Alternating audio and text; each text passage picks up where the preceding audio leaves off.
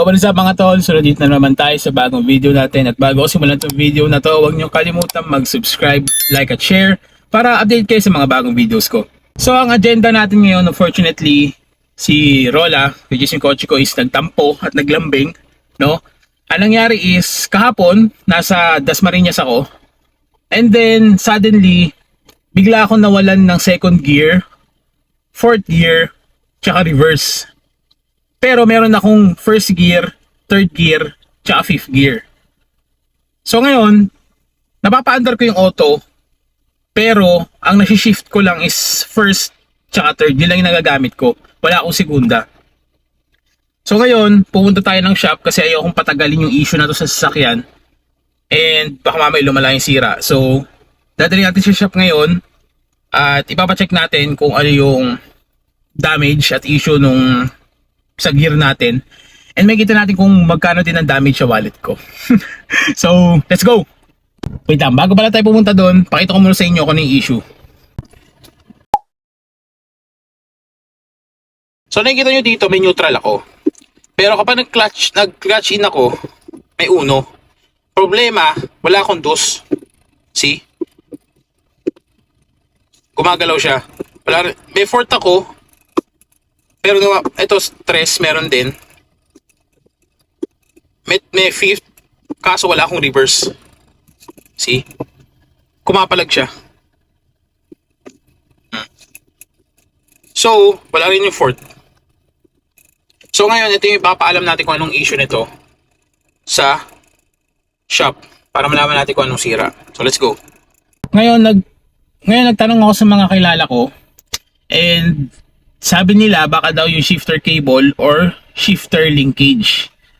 So, napanood ko rin sa YouTube na yun nga yung possible na issue.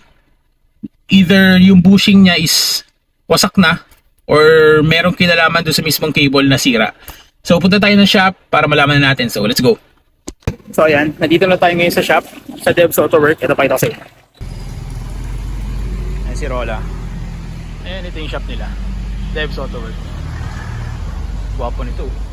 Naka RPF 1. Meaty tires. FD. Guwapo. So ayan, as of now, checkin na nila yung nakastanda para makita ko ano yung issue. Go.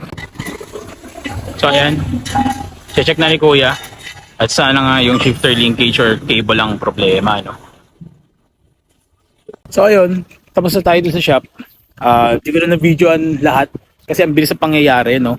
And wala siyang kinalaman sa shifter linkage tsaka shifter cable. So ipapakita ko sa inyo kung ano yung naging problem. So ngayon ito, nakabukas yung makina natin. So ang naging problema niya is, kung nakikita nyo tong part na to, tong silver na to, yan. Ang silver na yan yung lock nung sa shifter natin na cable. Ngayon, itong silver na yan, ito. May kita nyo itong silver na to. Yan. Yung silver na yan yung natanggal. Kaya hindi pumapasok yung second gear, fourth gear, tsaka yung reverse ko. So, yun lang yung naging problem niya. Natanggal lang siya.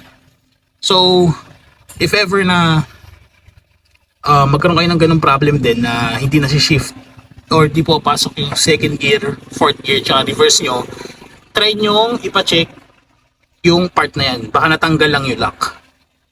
So ayan, nandito ako ngayon sa Ponticelli. Yan. So yun nga guys, if ever nga na magkaroon kayo ng problem na gano'n na yung second gear nyo, fourth gear at reverse ay di pumapasok, possible na yung lock do sa cable ng gear nyo is natanggal. Pwede yun yung possible na problem. And hindi ko lang sure kung applicable siya sa ibang sasakyan, pero sa mga naka 9th gen na Corolla Altis, pacheck nyo yun. Baka possible na yun din yung maging problem kapag nagkaroon kayo ng ganung problem na nag-miss yung second gear, fourth gear, and reverse. So ayun, buti na lang hindi malala yung nangyari, natanggal lang yung lock nung mismong cable. And kung nagka-problem yung sa transmission, panigurado ibababa yun at napakamahal noon, no? Makati sa bulsa. So ayun, kaya yun, sa mga gustong magpagawa ng sasakyan or may problem kayo sa mga gusto nyo magpa-paint, magpa-repaint or mga bodyworks or Kung ano man ang gusto niyo ipagawa sa auto nyo, punta lang kayo sa Devs Auto Work dito sa Molino 3. Malapit siya sa tawag namin na Queens Row, sa Circle. And ayun, doon yung may kita yung shop nila. And matagal na ako nagpapagawa doon. Doon rin ako nagpagawa ng mga engine support ko. And yung mga nagpapalit ng shocks, ganun. Yun yung trusted na shop ko talaga. Kaya number one tip talaga is kapag meron kayong auto, dapat meron talaga kayong isang shop na trusted nyo talaga. Kasi sa panahon natin ngayon, hindi ko man nilalahat, pero may mga ganung shop na ganito lang yung sira ng auto mo pero dadamihan nila para at least kumita sila. So ayun. So ngayon ang agenda natin is magpa-car wash naman kasi sobrang dumi ni Rola at hindi ko ma-car wash kasi tuwing hapon na ulan. Napakainit naman mag-car wash kung gantong oras kasi walang bubong dun sa garahe namin. So let's go. So ayan. Dito tayo sa pa-car wash. Pakita ko sa inyo. Yan. Pa-car wash tayo. So, swerte tayo. Ako lang yung nakasalang. Mabilis lang to. And pinawax ko na din para makintab. So ayan. May dalawa ng customer na dumating. So akin winawax na. So ibabak na lang yan para makintab. So ayun, tapos na tayo magpa-car wash at nandito lang ako sandali sa Big Brew para bumili ng iced coffee. And pakita ko na sa inyo ang itsura ni Rola. Let's go. So ayan, yan na itsura ni Rola. Makintab na dahil pinawax ko. Yan.